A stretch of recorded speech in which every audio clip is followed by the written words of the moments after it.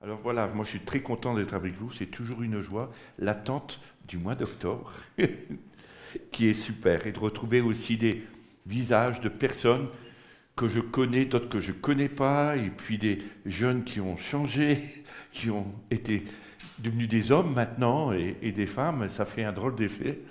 Ça fait un sacré coup de vieux quand même, quand il y a un moment qu'on ne les a pas vus. Mais voilà, on rajeunit comme l'aigle, je ne sais plus, voilà. En tout cas, l'intérieur se vivifie. C'est la parole qu'on m'a donnée. Voilà. Alors, on va parler de pas mal de choses, mais j'aimerais quand même, avant, vous donner un petit conseil, juste. D'arriver à déposer tout ce que vous avez appris depuis des années. Pas que c'est mal ce que vous avez appris, mais je me suis rendu compte, moi, je ne sais pas pour vous, mais qu'au fil des années, ça devient un mécanisme. On peut même réciter tout par cœur. Mais combien, c'est incroyable, on connaît, mais en fait, on ne vit pas grand-chose, quoi. Alors, on dit, oui, je sais. Moi, tout le monde sait, parce qu'on l'a appris.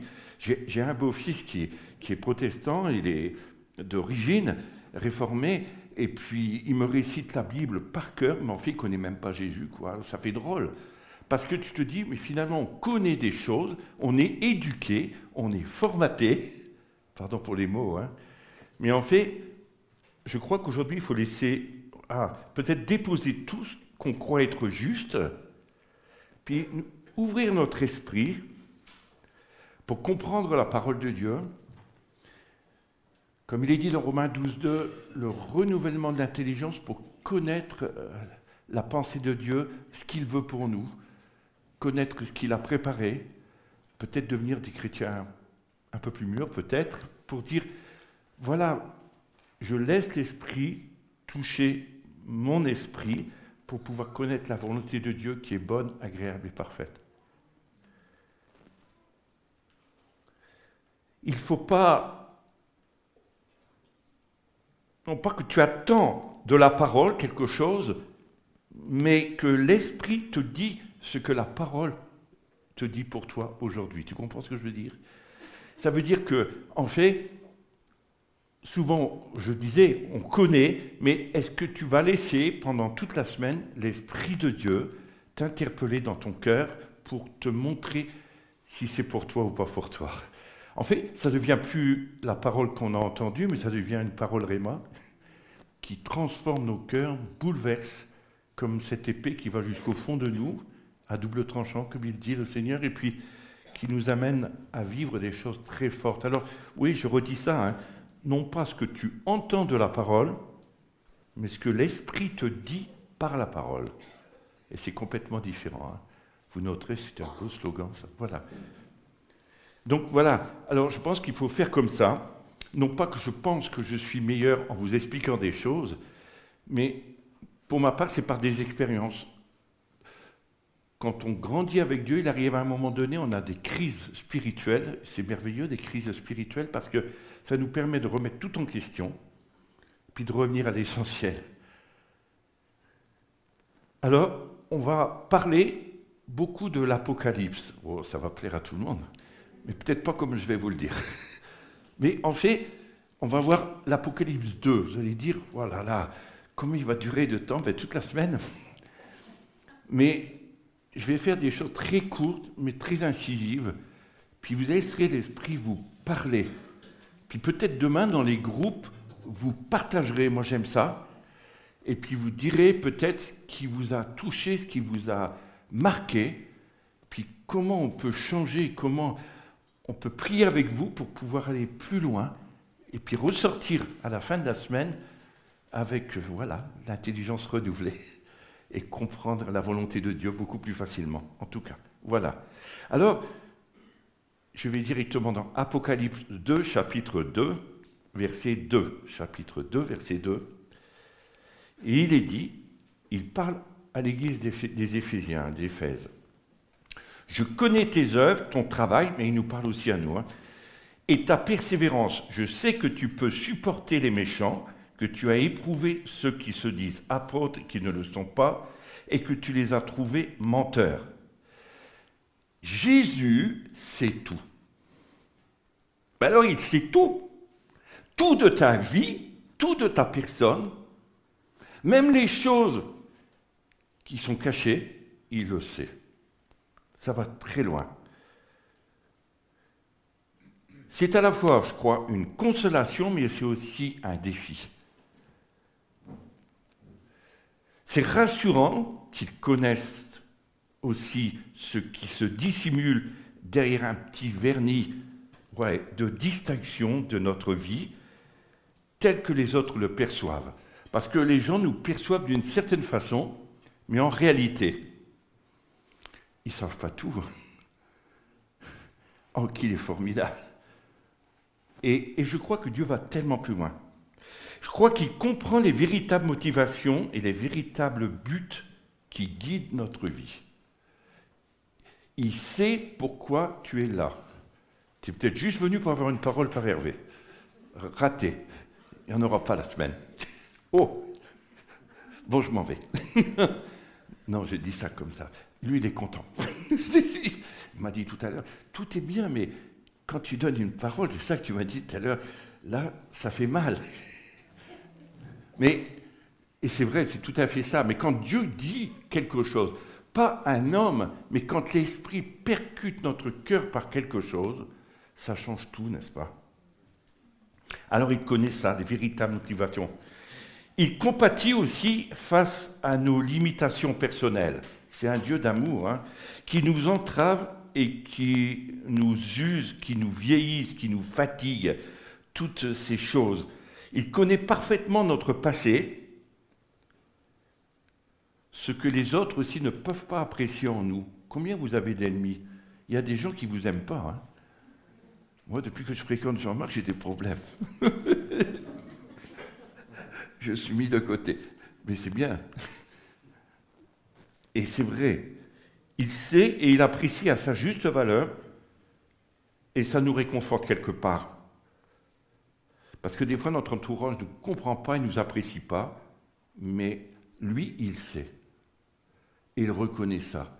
Même les valeurs des personnes. Moi, je me rappelle au début que Dieu m'avait, moins de sa puissance, de son esprit, j'avais des choses qui venaient, alors je le soumettais aux responsables, et les responsables m'envoyaient promener tout le temps, tous les dimanches, tout le temps. Je dis, mais il ne m'aimait pas du tout, en fait, le pasteur. Et moi, je retournais à ma place. Le dimanche d'après, Dieu me redonnait des choses. Il me disait toujours, retourne à ta place. 2 ans et demi, vous imaginez.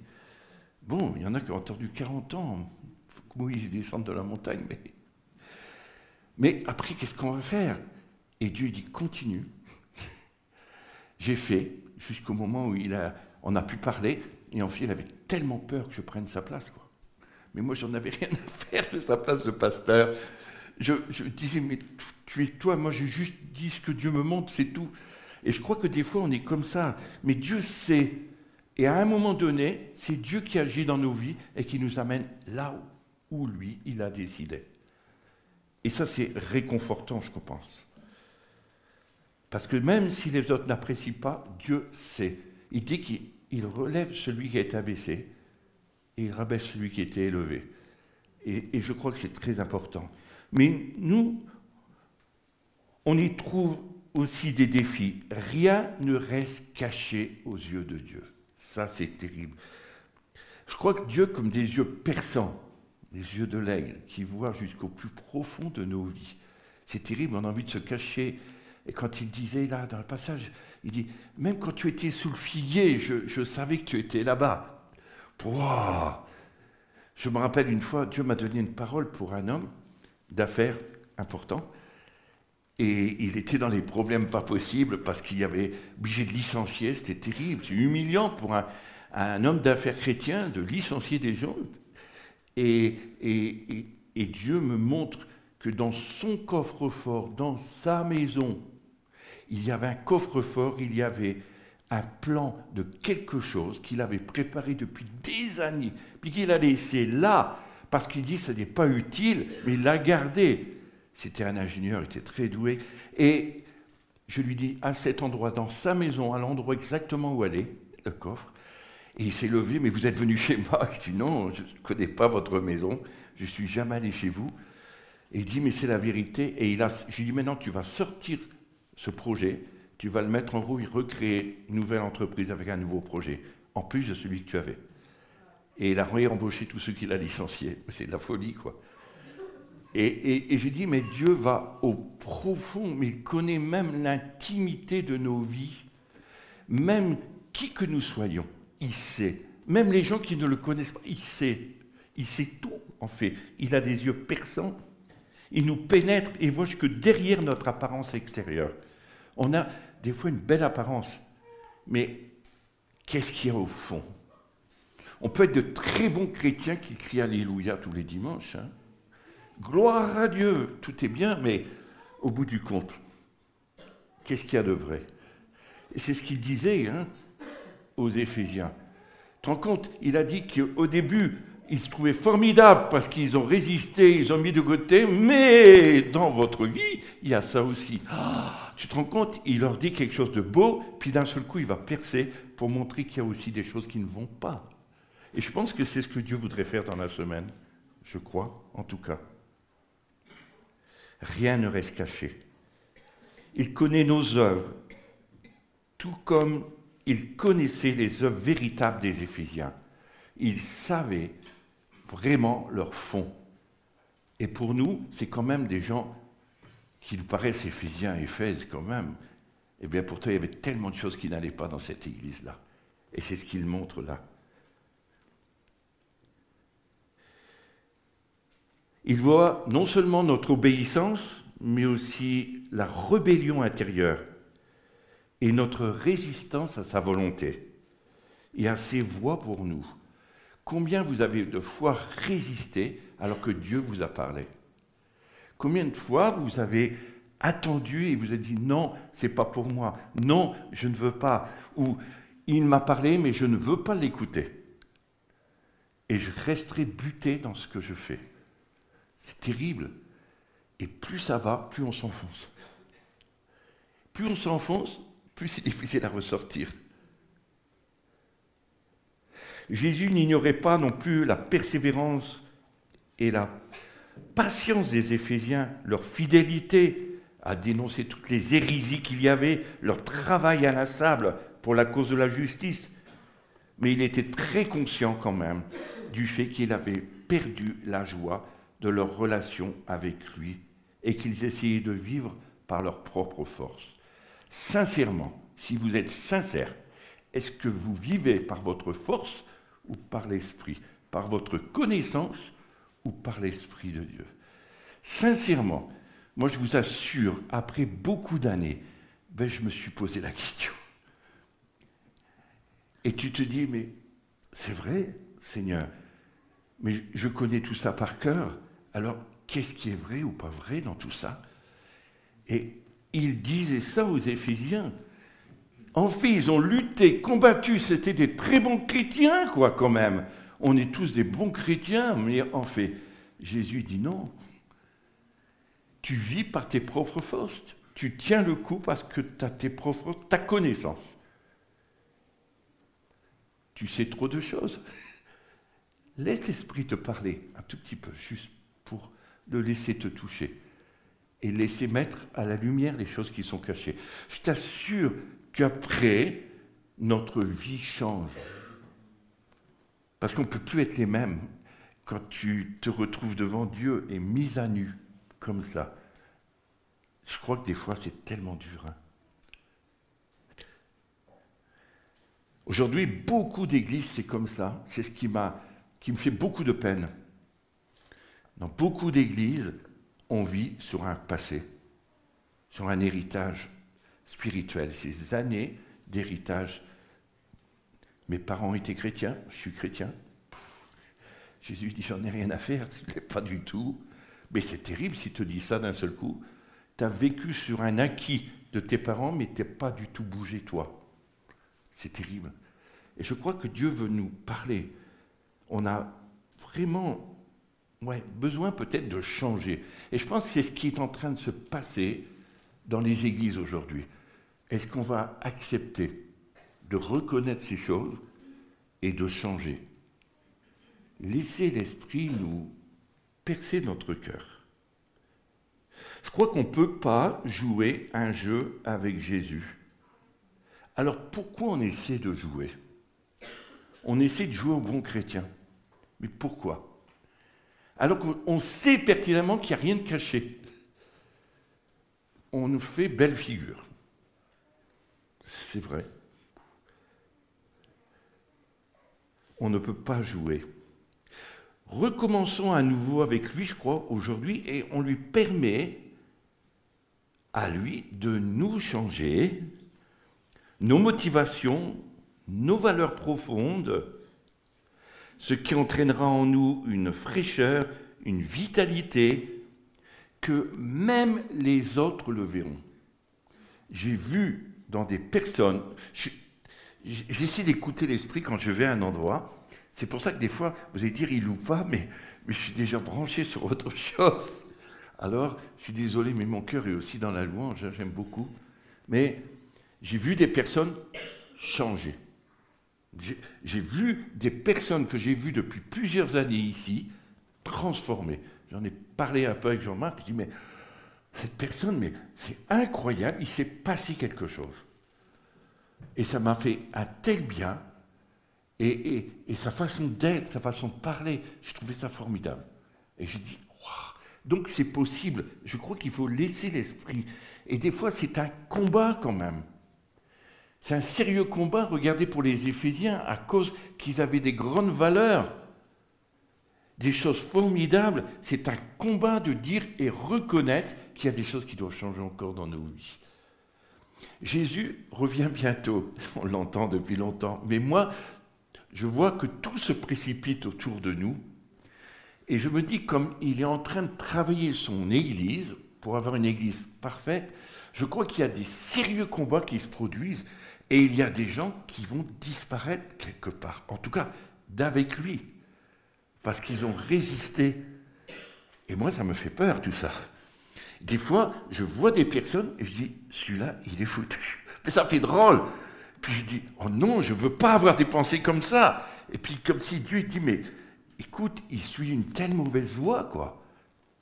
Alors j'ai dit, oh non, ça ne peut pas se faire. Et Dieu est amour, il a encore, oh, j'aime ce passage qui dit, encore un peu d'eau au pied du fumier.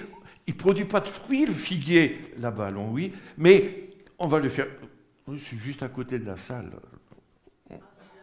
Là, tu vois. Mais il y en a des chrétiens comme ça. Hein. J'ai pensé à ça quand j'ai préparé, mais j'ai pensé à votre figuier. Mais c'est vrai, et pourquoi? Pourtant, tous les figuiers donnent du fruit, quoi. La terre, elle est aussi bonne, là. Sinon, il le dessèche. Jésus dit, il n'a pas donné. Pourquoi? Au taquine. Mais voilà, on va faire un problème avec l'ongouille. Je crois qu'ils ne vont plus me réinviter demain. Après, voilà, il va nous dessécher notre figuier. Non. Je crois que, ouais. Je crois qu'on a besoin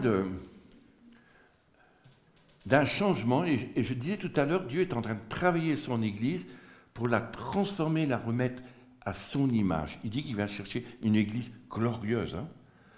Et je crois que ce n'est pas juste parce que vous allez avoir des enseignements super tous les dimanches que ça va changer votre vie.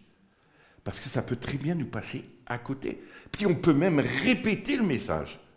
On peut dire, waouh, là ça ne m'a pas fait du bien, j'ai rien compris. Non, ça ne nous touche même plus, quoi, des fois. Vrai, sincèrement. Vrai ou faux. Et même des grands orateurs, super, quoi. Et ils ne nous font plus rien. Soit que c'est lui qui a besoin de changer, ou alors c'est nous. Mais en tout cas, il y a quelque chose que Dieu est en train de faire dans nos vies, comme dans les Éphésiens. Changer nos motivations, nos valeurs profondes. Et je crois que ça va entraîner vraiment une vitalité que je disais tout à l'heure. Jésus-Christ voit sous la surface apparente de notre vie et il connaît notre véritable personne. Alors, ça fait peur. Mais il nous laisse la possibilité de changer, parce qu'il est amour. Et il nous prévient avant qu'il ne puisse plus nous prévenir. Mais des fois, j'ai vu dans des endroits où Dieu a tellement parlé, moi, il m'a dit, pour certaines églises, je ne veux plus que tu y ailles. Ça ne sert à rien. Ben, je dis, quand il a fait ça, J'ai dit, oh non, Seigneur. Et il dit, si, je ne veux plus, pas à cause de moi, mais parce que Dieu a fait tout ce qu'il devait faire pour les avertir et ils n'ont pas voulu bouger. Et moi, ça me fait peur, parce que je pense qu'il y a vraiment... Dieu est amour, aucun problème. Mais quand votre enfant fait une bêtise, vous le corrigez quand même, oui ou non? Donc si vous le corrigez, ce n'est pas parce que vous ne l'aimez pas, c'est parce que vous n'avez pas envie qu'il refasse la même chose. Mais ce n'est pas juste par méchanceté. Mais je crois que Dieu nous avertit, nous prévient. Puis il arrive un moment, il dit, c'est fini. C'est comme s'il enlevait le chandelier, puis voilà, il dit cela, il va ailleurs. Et les gens continuent à vivre sur un passif. Et ils peuvent vivre encore des années. Jésus peut revenir, l'Église s'en va, puis eux, ils seront encore en train, ensemble, à louer le Seigneur, et puis à tourner dans le bocal. Puis c'est tout. Et moi, en tout cas, vous voyez, j'ai envie cette semaine d'aller de plus en plus loin de ce côté-là. Je suis désolé, mais j'ai comme l'impression que c'est important pour nous et de laisser l'Esprit nous parler. Et surtout, pas ce qu'Hervé dit, mais qu'est-ce que la parole nous dit au travers de ce qui est prêché. Vous comprenez? Et moi, je crois que c'est important. On ne peut plus laisser tomber les choses et puis ne rien en faire. Parce que souvent, on laisse tomber. Et soyez pas comme nous en France, rebelles, anarchiques, à tout vouloir casser tout le temps, puis ne jamais changer. Et c'est la mentalité. Et c'est terrible. Mais il faut vraiment, même l'Église, hein, dans beaucoup d'endroits, c'est comme ça. Hein. Je ne dis pas tous, il y a des églises bien. Non. Et donc, oui, alors moi, je pense que voilà, c'est quelque chose d'important aujourd'hui que j'ai parlé. Christ voit sous la surface. Alors, est-ce qu'on peut prendre un petit moment, puis laisser l'Esprit nous parler? Au niveau que l'on est, hein, Dieu ne parle pas à des grandes élites, à des gens, on est tous pareils. Je suis au même niveau que vous. J'ai besoin d'être interpellé aussi, et je le sais, parce que depuis que j'ai préparé tous ces trucs, j'ai travaillé tous les jours, alors j'ai dit, est-ce qu'il n'y a pas quelque chose qui doit percuter au fond de notre cœur? Et est-ce qu'on peut laisser l'Esprit quelques instants juste ça? Laisser descendre ça. Et je n'ai pas envie de parler plus. Demain, on continuera hein, sur le verset 4. Et on ira un peu plus loin. Et puis, voilà, on va laisser l'Esprit continuer à nous parler, à nous interpeller. Vous êtes d'accord avec moi? Juste de ça. Et peut-être que c'est différent. Puis après, je reprendrai la parole pour donner aussi des paroles que Dieu me donne. Mais je voudrais tellement que la parole qui est la vérité, elle fasse son effet beaucoup plus que tout le reste. Sinon, un jour, Dieu dira, je coupe les robinets. Oh, j'ai pas envie. Seigneur, merci, nous voilà devant toi, Jésus. Alors, tu vois, l'église d'Éphèse, elle était super, Seigneur. Et quand on lit le verset 2, c'est super quand même. Mais en fait, ben voilà, derrière tout ça, il y avait tellement de choses pas justes. Alors, Seigneur, on ne veut pas vivre sur un passif. On veut vivre vraiment ta parole. Te prie, Père, pour que l'Esprit qui est au milieu de nous puisse faire son œuvre en profondeur dans nos cœurs. Oui, on a besoin de toi. On a besoin d'être changé, transformé. On a besoin d'être, comment dire, rafraîchi.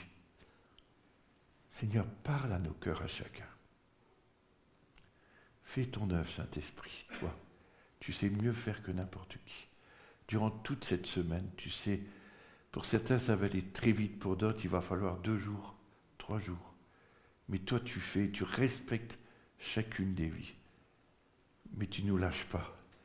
Alors, Seigneur, va jusqu'au bout de ce que tu as prévu. On s'attend à toi. Merci, Seigneur, pour parler, travailler nos cœurs. On te donne la permission, Seigneur. Voici nos cœurs. On n'a rien à te cacher. Alors merci